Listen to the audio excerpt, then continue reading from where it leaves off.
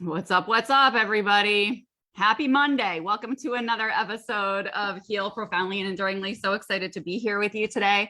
And I can't wait to introduce you to Haylee because I have known Haylee. How many years have we known each other? At least 3. 3.5-ish. Yeah, I'd say. Yeah. I know. We're like little cherubs in the spiritual path that like grew up together. I love that. It's been so nice. So anyway, I'm going to introduce you to her in just a hot second. But first, I just wanted to tell you, for any of you who haven't seen this show before, that this experience is really about you being able to identify not only with some extra resources and tools that are going to support you and help you on your journey that you can add to your toolbox, but also to connect with fabulous humans like Haylee so that you feel held and supported on this journey. So if you feel connected to anyone on this show, reach out, say hi. They're just humans. They'll chat with you. All right. Without further ado, who's Haylee? Haylee is an altered state of consciousness coach who specializes in helping others induce altered states like lucid dreaming and out-of-body experiences for life transformation, self-discovery, and healing. And I have my own personal description of who you are and how you have impact after I read this. Okay. Haylee also facilitates a variety of breathwork and offers one-to-one guidance in the areas of altered states, spiritual development, personal development, and business growth. She runs the YouTube channels, The Lucid Mystic and The Lucid Mystic's Sleep Music to support others in restful sleep, vivid dreams, and self-exploration. And she's here today to talk about bringing your dreams to life. So welcome, welcome, welcome. Thank you. Good to see you again. It's been a while. Oh my gosh. I was like, I get to play with Haylee this morning. It's so fun. All right. So here we go. I'm going to tell everybody about how fabulous you are aside from your bio. Okay. So 2 things. One is Haylee helped me with my YouTube because she's a fucking YouTube boss. And I don't know if you know this, but literally in every document that I create for every one of my programs, I link your YouTube channel. God. And like my ebook everywhere. I link you everywhere because you're fucking brilliant. I was like, dude, you got questions about dreams. You got questions about nightmares. Go to Haylee. She is your queen.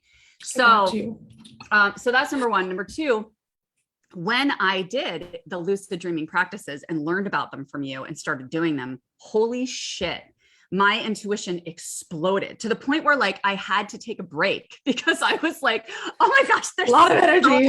Oh my gosh, so much energy. But it's fascinating. And you are absolutely full on expert in this area. So I'm so grateful to have you here so you can chat with people about how brilliant you are.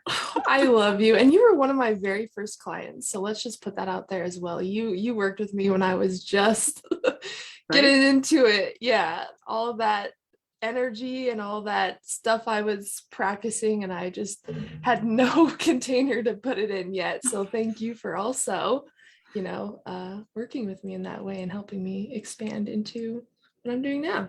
You're so really welcome. Cool. You just have like the biggest heart on the planet. I love you. So I love you too. So I'm going to ask you the question that I ask everybody when we start the show, which is, what is that one thing that you feel is necessary to heal profoundly and enduringly? It's really changed over time. It's kind of evolved. I would really say the thing that I have learned now that I've really seen as necessary is the act of surrender. I'm not sure if any of you have read The Untethered Soul by Michael Singer. But that literally, I was reading it last night before bed. Me too. Again. That's so crazy. I love that. See, you know what's up. I would recommend that book to every single person. It allows us to see how our mind works from a different perspective, and that it's operating whether we're conscious of it or not, and the thoughts that we're having even unconsciously create the feelings we're having, and that influences the actions that we take and the results that we have in our life. And so it all stems from our internal world, which a lot of us don't pay attention to. But so that in combination with surrender and questioning the thoughts that come up, I would say is what I've really leaned into recently. So that's the thing I would say is necessary to fully heal and understand who we are. Yeah, I feel that so much because it's being curious and introspective about the things we say and the ways that we interact. Yes. And without being judgmental of ourselves, but just being really curious about kind of, is this in alignment with who I want to become, Yeah, and it's not your fault. Your brain is doing what it can to protect you. It's a lot of survival mechanisms and instincts that kind of shape how we see the world. And we just have to get curious with that and learn to work with it. It's nothing to be shamed about or get angry about. It can be fun and playful. And yeah, curiosity, Yeah, I would say, is the best word for exactly. that. Yeah. I love that, play with it. Yeah. Absolutely. Yeah. Absolutely. Have you read The Surrender Experiment by him? I have not read it yet, but I have it on my list. Oh, I'm so excited. you have to read it. I blew through that book, like Oh my gosh. blew through it. It was so funny because I was even saying to like so many of my clients as I was reading this, I was like, dude, this guy surrendered to like the nth degree. I was like, I do not know if I'm ever going to surrender to the level that he did. Like, it is impressive. And how playful he is when he talks about it. Like, I haven't read the book, but I've watched every single lecture he's done, every podcast, the audiobooks on YouTube. So I've really, dipped my toes in as fully as I can with the book without reading it. But I'm very, very excited. And I recommend that book to people without me having even read it yet. Yeah. Because I just know. And it's funny because I actually I did like a connection call with somebody who, wanted to work in the Akash, and we were talking, and and as we were talking, that book just came up in conversation. I think I was reading it at the time.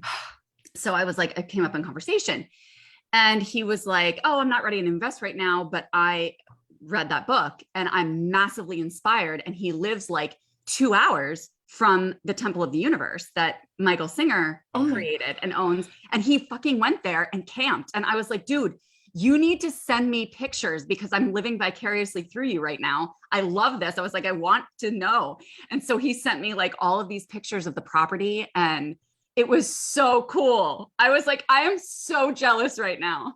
Fangirling. That sounds so awesome. Fangirling. Yes. It was like my claim to fame. Oh my gosh. I have to go there. What the hell? I know, right? I know. I'm like, dude, why have I not put this on my bucket list? That would be so good. I know. And that book just fell into my lap. It's like one of those things where it's like, oh, it finds you when you need it. Yeah.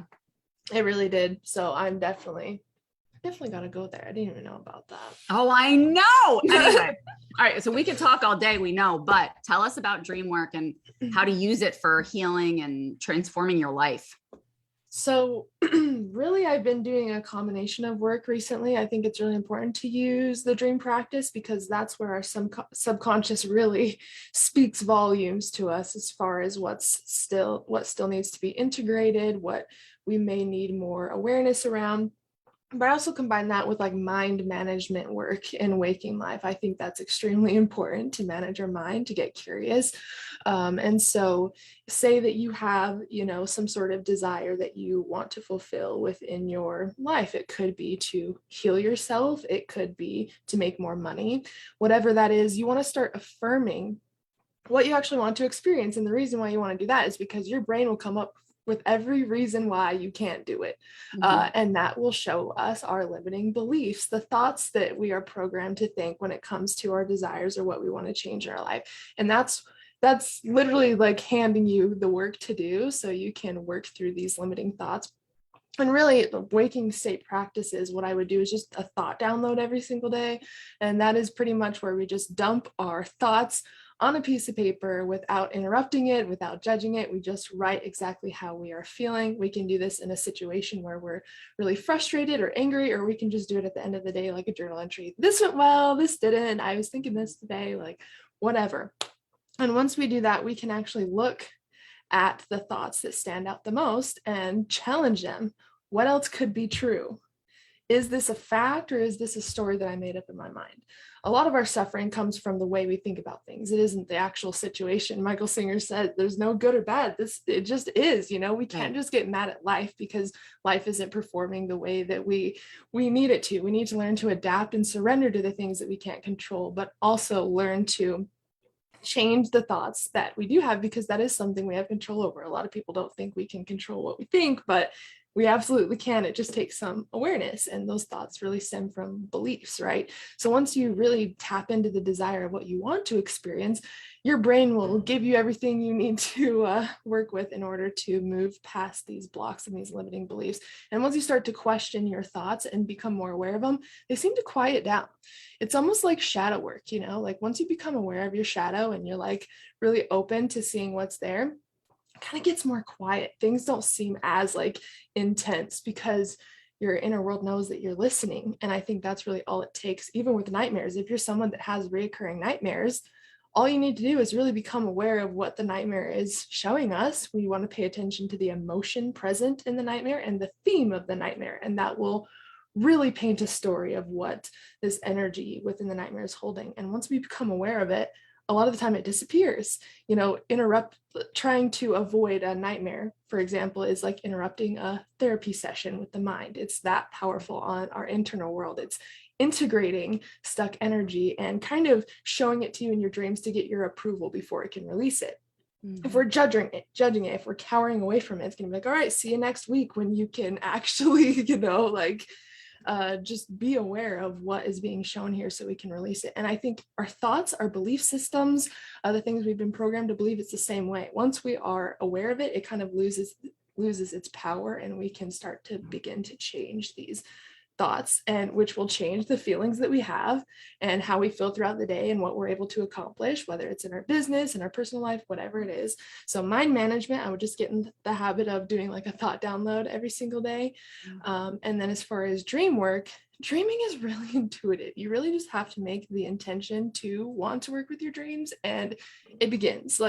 As I told you before, like even just the intention to start writing down your dreams, you'll notice that you will start to remember little pieces of your dreams.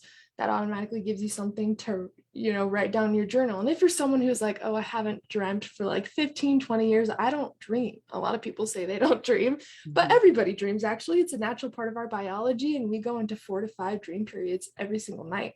So all you need to do before bed is just affirm that you will remember your dreams. That's all it takes. Tonight, I'll remember my dreams. I have excellent dream recall. And do this the last waking minutes before you fall asleep. And as soon as you wake up in the morning, just get in the habit of, did I dream of anything? What did I dream about? And you can use your dream journal just as a memory building tool. You just want to report what happened. Doesn't matter if you dreamt or not, just report what happened during sleep. You didn't remember anything, didn't wake up at all. You can just simply write that down. This will show your brain, oh, she actually cares about remembering dreams now. Okay, maybe that information is something I should save and bring to the waking state, because your brain has 3 jobs: to seek pleasure, reduce pain, and to be efficient. If it doesn't think it's being efficient by saving the memory from your dreams, it's not going to save it into the conscious mind. It's not going to bring that forth to you. So you really have to show your brain that it is something that's important to you, because again, your brain just wants to be efficient. And once you start doing that, you can start to make certain requests to the dream state, like show me what I need to see. The other day, I asked to see my worthiness. I wanted to meet my worthiness in my dream. And even though it wasn't a lucid dream, it was very, very profound. I walked into this library / tea coffee shop in the middle of Wonderland. Like, you go outside and it's literally in Wonderland, and then you just see this like old school tea coffee shop, and there's this woman in the back, and I can't really see her face, but she's completely naked and she has extremely long hair, just like she's kind of like wrapped in her hair, and she's just reading a book. And I remember going up to talk to her in my dream, and we became really good friends, and we like fell in love with each other. And when I woke up, I was like, oh my gosh, I like reunited with my worthiness in that dream. Yeah. And in that dream, there was also someone that I had a lot of issues with throughout my life. And we had like a falling out in the dream as well. And after that, that's when I met that version of myself. And it was like falling in love with myself again. I don't know how to describe it, but the theme of the dream and the emotion behind it, it was so beautiful and just so sweet and pure. Oh yes. And I remember once we met, we started like ballroom dancing, and then the song So This Is Love came on from Cinderella, and everyone started dancing, like ballroom dancing, and we all appeared in these gowns and stuff. And I remember the dream ended by me leading everyone outside, bouncing on these little mushrooms in Wonderland, like leading the way out of this one. And that was such an expression of my inner child, the whole thing. And it was just so beautiful and really was so lighthearted. And just little dreams like that, you really start to see a lot of symbolism in something that would have been like, okay, that was a weird dream, or oh, that was kind of fun. You now have a whole beautiful message about connecting with that inner self and what really brings your soul to life, and adventure, playfulness, like art, all of that was really expressed in that dream. And that's who I truly am. So we can meet with our true selves within our dreaming experiences, even if it's not lucid. But the name of the game, I feel like in everything, is awareness and just the desire to explore something, and it kind of comes forth to you. But if you're ever confused about where to start with dream work, writing your dreams down, building up your dream recall, and starting to pay attention to the theme and the emotion of the dream. And I have like tons of resources on my YouTube channel if any of you ever like need extra content, but dreaming is so powerful. I used it to heal, incurable stomach conditions that had me on 8 medications and completely robbed me of my life. I can, say that you can use it for physical healing, emotional healing. It's been one of my biggest tools for inner child work. So it's just a great way to connect with yourself and explore a deeper level of who you are. So and it's natural. It's natural. Yes. It's nothing that we're forcing. And that's, I remember when I first learned some of the techniques that you were sharing, and I was a little skeptical because I was like, what, I just like say that I'm going to get this. And it was literally like 7 days into doing everything that you told me to do. 7 days in, it was like huge explosion. Then I took my break for a little while. Right. And now, and then ever since then, every time I set that intention, it's like it's either immediate or it's within like 72 hours that I'm right back. Cause it's like, you have that, it's almost like muscle memory, right? And I can just pop right back into it. And it's absolutely brilliant. And I just love that it's already a natural process that's what we mean when we say like, go with our natural cycles. You know what I mean? Like totally. It's a natural cycle that all we have to do is just like tap into it, give it a little bit more awareness. Absolutely. And it's amazing how fast it can happen. It's because that's what our subconscious really wants. It wants us to become aware. Our inner self wants us to discover ourselves. I feel like that's one of the prophecies, I feel like, in the universe, is like the universe discovering itself again for the first time. And I feel like this practice is so natural and can be so easy because we're meant to do it. And it's something that will allow us to thrive. It's kind of like the psychedelic experiences through breathwork. All we have to do is breathe through these experiences, and we can have these beautiful, like transcendental, like crazy experiences just through breath. So I think really shows us what we're meant to explore and become through these practices. And like we go into REM sleep 4 to 5 times a night. So we have plenty of chances to work with our dreams, but I feel like a lot of people don't want to work with dreams because they perceive it as something difficult or something that they can't do. I either attract people who are like, hell yes, I'm going to do whatever it takes. I'm going to do these techniques for like over a month straight. I'm going to get it. Or the people that are like, do I have to dream journal? Is it necessary? Do I have to write my dreams down, or do I have to, and I think just finding a reason to have fun with it and play with it. And you have to have a why, like with anything. What are you using Dreamwork for? For me, my biggest why at first was to heal myself, to find a new way so I could take my power back and stop being fed all of this information and these medications that aren't helping me at all. I felt like no one was listening to me. And so that was my biggest reason, was to free myself, you know? And that allowed me to see, holy shit, there's so much that can be done with this state. I gotta go on the street and shake people, that's exactly how I feel. I so feel you. Yes. So hard to just contain it. And, that's something I definitely mention pretty soon when I meet anybody. So have you ever had a lucid dream before? Do you know what that is?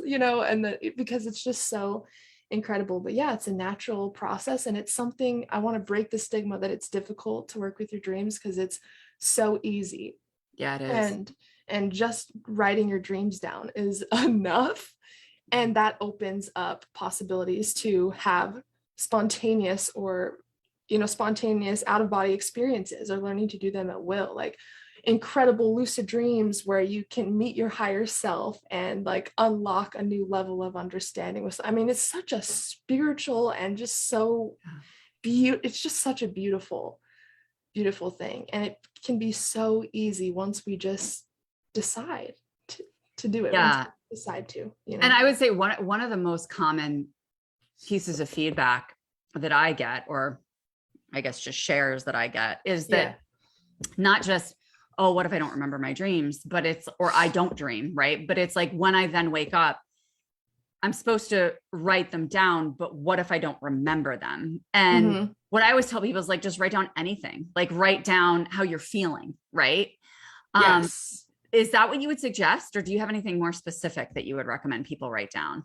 Yeah. So with a dream journal, it's really just a memory building tool. It's meant to help us build that memory over time. So when we're first starting, we're not really going to have dreams to write down, but we want to report whatever happened during sleep. Right. So you could, if you didn't remember your dream, you could say, I didn't dream, but I woke up at 3 a.m. with this song stuck in my head, or no dream recall, woke up to go to the bathroom, or I just remember tossing and turning, or I dreamt I was, a lot of my journal entries are, I dreamt I was with a lot of people, but that's all I remember. Sometimes it's like very, very vague experiences, but whatever you can write down, the most important thing is, as long as you write down something, anything is fine. We just want to program our brain that as soon as we wake up, we grab our journal, there's something to write down. And the more we can kind of exercise that, and like we talked about, it takes like a week or less sometimes just to start building that dream recall. Just the act of grabbing your journal, even if you wrote like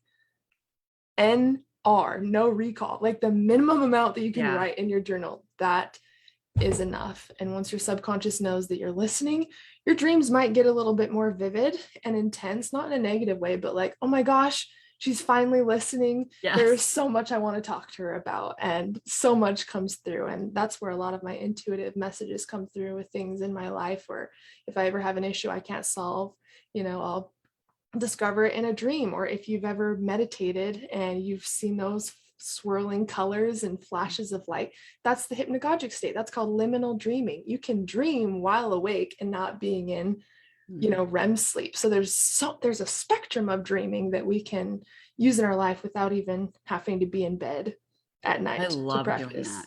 I love doing that. And I've noticed like, I that's one of the things that I had awareness of years ago when you and I were talking about it, was that I had been lucid dreaming my entire childhood and just didn't know that's what it was. Because I remember talking to you about, like, I would have these terrible nightmares, or I would have like recurring nightmares. And then I would go back into the dream to change the ending intentionally. And I just naturally did that all the time when I was a kid. I was like, no, I'm going back in there and I'm bringing myself to, whatever felt complete for me, You're doing dream yoga as a child. Like, that's a dream yoga practice that it was crazy. And I was just like, oh, cool. And I was just like, dude, that nightmare doesn't have to freak me out. All I have to do is like hang out with it and like turn towards it and just like say, no, dude, I'm in control here. Let's just shift. It was more about control for me at the time, but with everyone. Yeah. Exactly. So tell us a little bit about reality shifting, because I know that's a piece that you work with too.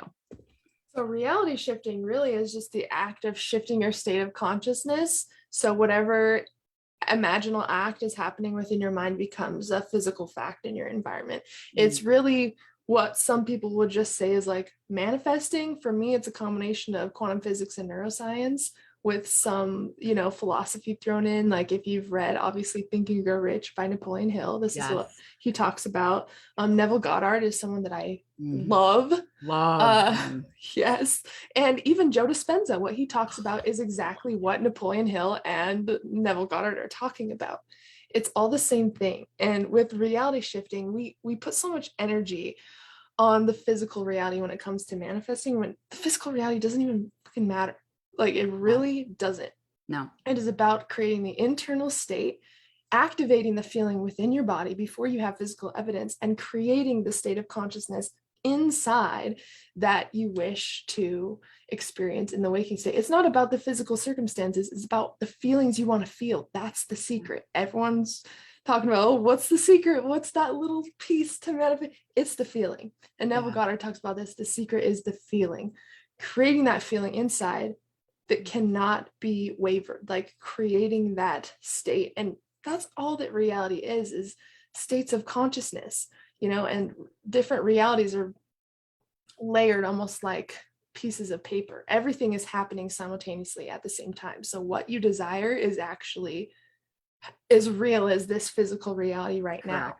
The only reason we're not experiencing it is because we're not currently an energetic match for it, because the thoughts we're having wouldn't make sense if we were in that reality. That's the thing. We want to match that internal state with that desired reality. And so what I love to do with my clients is to really tap into that desired self. For me, I always talk about my Washington self because I'm working on moving to Washington. I can see the life that I'm creating there. Vancouver, Washington, I've already planned it all out. I literally be in the energy of that as much as I can. I see myself being more freely creative and artistic, not only with my content, but my painting, and more adventurous, because here I feel like I'm almost trapped or in a box. So in state of consciousness, I have to free myself of that. Yes. And live in Washington before I'm physically in Washington. Yes. So whatever that desired self is doing, I must adapt to that to match as if I was in Washington right now. Yes. And your subconscious mind doesn't know the difference. So it's celebrating the fuck out of that. Exactly. Yes. Yes. And that's what's so powerful about Dreamwork as well, is because your brain cannot tell the difference between something you're experiencing, something you're imagining, and something that you're dreaming about. So even the work that you do in your lucid dreams is real to the brain and creates a psychological impact on your experience. So if you dream and create a lucid dream, and by the way, a lucid dream you're fully conscious of, you can control and kind of influence the dream. If you created yourself being in Washington in your lucid dream and you got to explore it and taste the food and meet the people and really be in that experience, your brain's going to think that you're actually there. And with creating that feeling inside so often that it feels natural, which is what Neville Goddard talks about, that's when it starts to take form. If we're trying to force ourselves to feel a certain way or think a certain way, but it doesn't feel natural and we have resistance with that, then that's just the gap between where we are and where we want to be. We have to do it so much where it starts to feel natural. Our subconscious starts to believe us. So instead of trying to force these thoughts in, your brain is like, well, it makes sense because the feelings and the imagination that's happening, it's an energetic match with these thoughts. So it must be happening. Why would she be thinking thoughts, feeling feelings, and being somewhere in consciousness that isn't actually happening? Our brain can't grasp that, so just seeing your desired self as an actual person that is alive right now and asking yourself, it's just like, what would Jesus do? What would my desired self do in this situation? And becoming that person. Yes. Feeling really it, fully internalizing it. Yes. So your thoughts, feelings, and actions are aligned with that reality. That to me is reality shifting, and it can change things really fast, because again, when you start adapting those thoughts, all the blockages come up. Everything comes up for you to work with, which is great. It is a great thing. It is great. It's fucking empowering. It's so empowering. Oh yes. We get to change our bodies. We get to change our minds literally just by setting our freaking intention. This is the kind of shit that gets me so pumped. Right?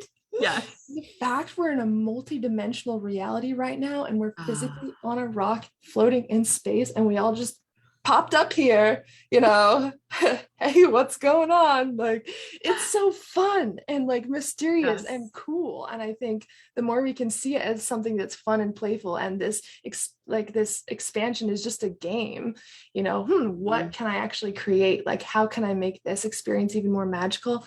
That's when shit starts to change, when you dare to have fun with it and not take this physical reality so seriously. Dude, I'm going to celebrate all day that you were just talking about us just floating on a rock in space. I'm like holding that all day. I'm so happy. We forget that.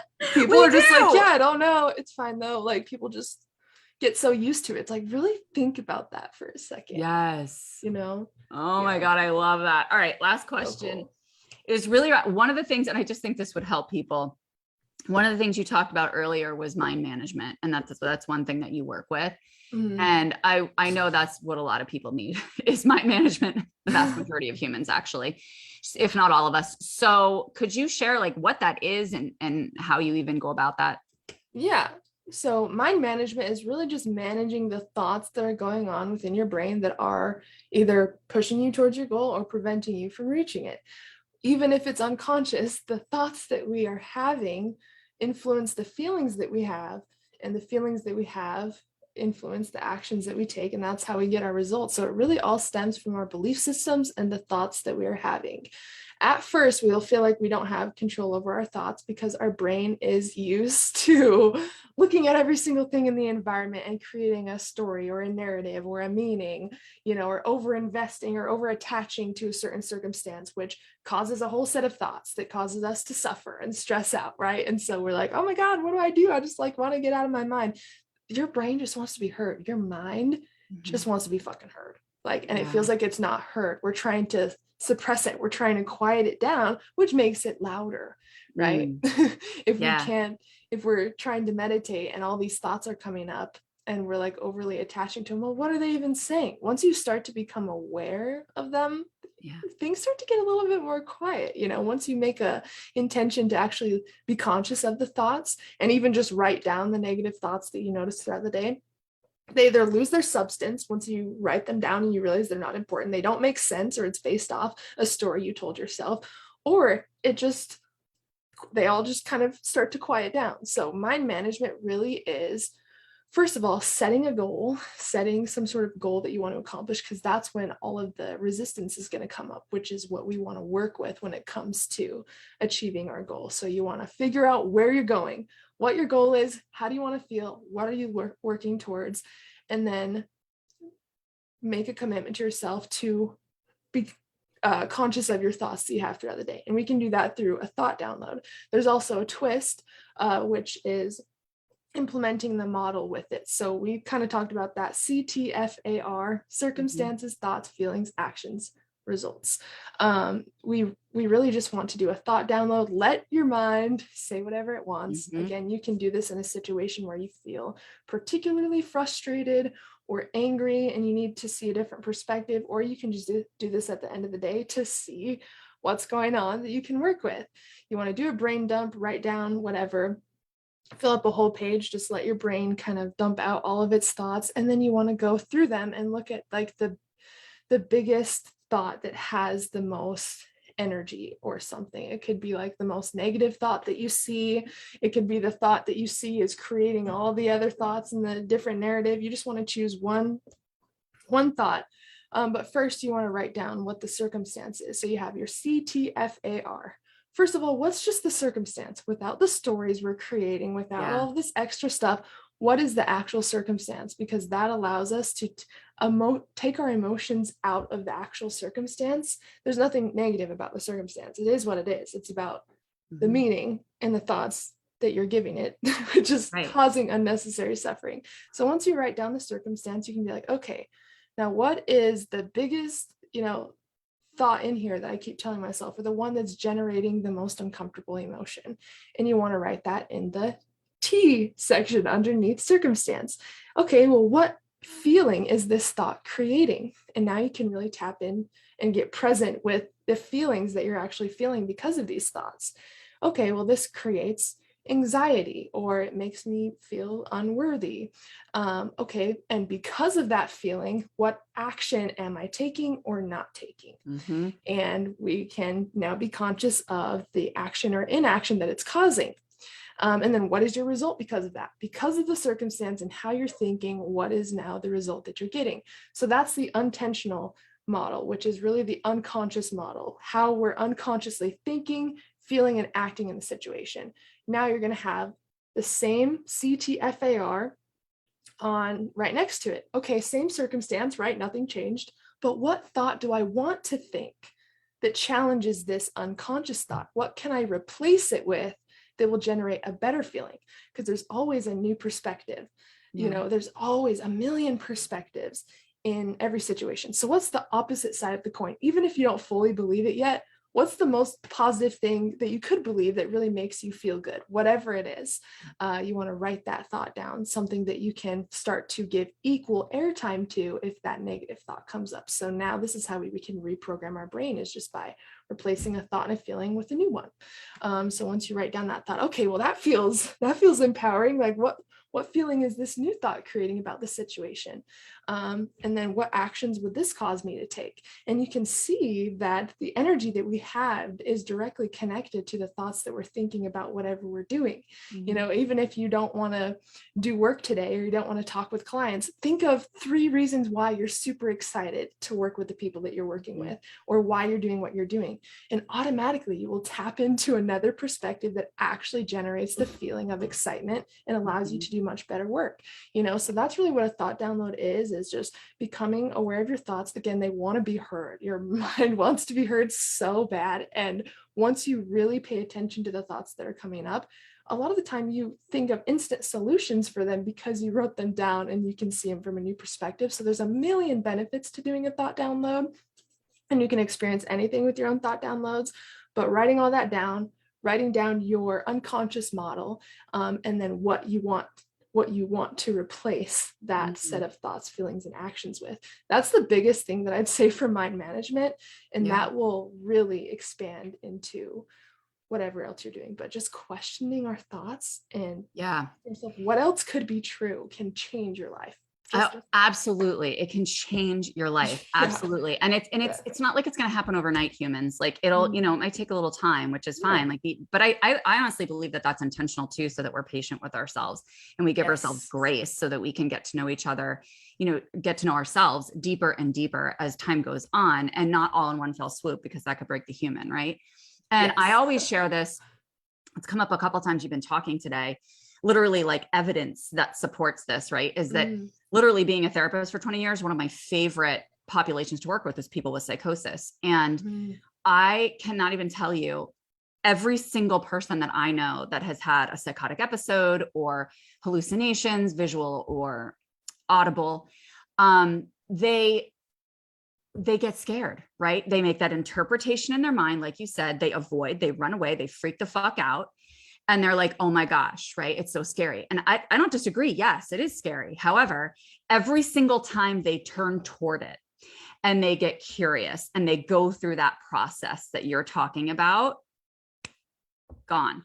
Not only gone, but they get something out of it. They get something out of it that makes them feel like, holy shit, like they feel expanded. They feel better. And it's just like so fucking cool to me. That is incredible. I love that you said that, because I feel like this really shows that this happens in a multitude of ways for all of us. Like in my business, that's one of the biggest things, is like sleep paralysis. People are terrified of sleep paralysis. Everyone's convinced there's like a demon like holding them down on their bed or something. When really, you know, we're half dreaming. Our diaphragm naturally collapses because we don't need to take in as much air when we're sleeping. And so we feel the slight drop in the chest. And because the brain doesn't know what's going on, oh, I must be suffocating. Someone broke into my house. You know, our brain will come up with all these different scenarios to try to make it make sense. But what's the opposite side of the coin? What if this is just a scientific, natural process biologically that we go through every night, so we don't act out our dreams and punch a wall or something? Like the way we think about things can sometimes be something completely different. And one thing with nightmares, something can seem so terrifying, right? And we're spending so much time trying to run away from it. But what I love about nightmares, especially lucid nightmares, is when you kind of get lucid sometimes when you're running away from something. You're like, wait, I'm dreaming. Why am I running? And you turn around, and the last dream that I had, I just became aware of the nightmare. It was like this shadow figure, and it just stopped right in front of me. And I just asked it, what do you represent? And it was like my inner child. I was running away from pain from my inner childhood my childhood. And I remember the biggest thing with aspects of ourselves that we have denied, suppressed, disowned, ran away from, is to accept and become aware with love. And that's how we can transmute these energies. And I just reached my arms out and I just hugged this shadow figure, and it literally, the entire dream started to shake and it turned to a ball of light. And it was like the most beautiful ending of the dream. All it takes is a little self-love and awareness. Yes. You know? Yes. It's really not that hard, people, but it's just about setting the intention and opening space to do that for yourself. Yeah. And the shadow really is just what's not illuminated. Just remember that. It's nothing scary. Anything that you don't understand that seems scary or dark or confusing, it's just because it hasn't been illuminated with awareness. You'll see another side of it once we can. Dude, I tell people that all the time. I'm like, look at our entire universe is dark, right? I mean, we got some stars and shit out there, but it's pretty freaking dark. That's all fertile ground. Like, that is where spontaneous creation, like that's where our fucking planet came from. Like that's what I think of darkness. It's fertile. It's the womb space as well. Rich. Like, exactly. It births creativity and new life. Like, yeah, it's incredible. Yeah. Oh. And it's amazing. Dude, I can talk about this shit all day. I love this. Oh, so all right. So listen, we're going to drop all your links here so that people can talk about how fabulous, or come talk to you and realize how fabulous you are face to face. But you actually have a mastermind starting tomorrow, don't you?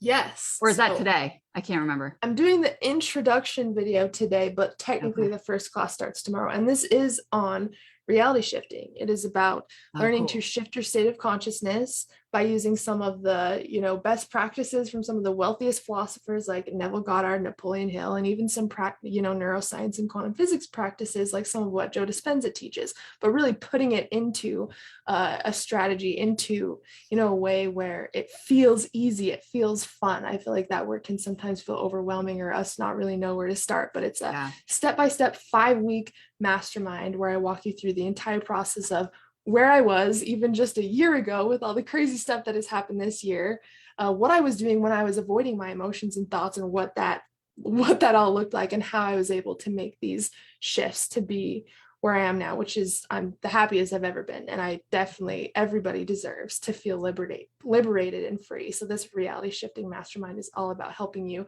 make that radical shift. So yeah, technically it starts today, but the first class is tomorrow. So I'm still taking enrollments there. Okay, cool. We have all of your links here. So friends, Rhonda Elliott says she is amazing.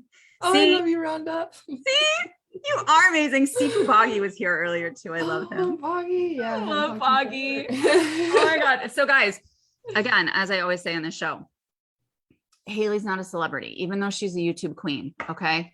Reach out, say hello. She'll talk to you. Okay. If you feel you resonate with her or this work, just reach out and start a conversation. She'll chat back and forth with you.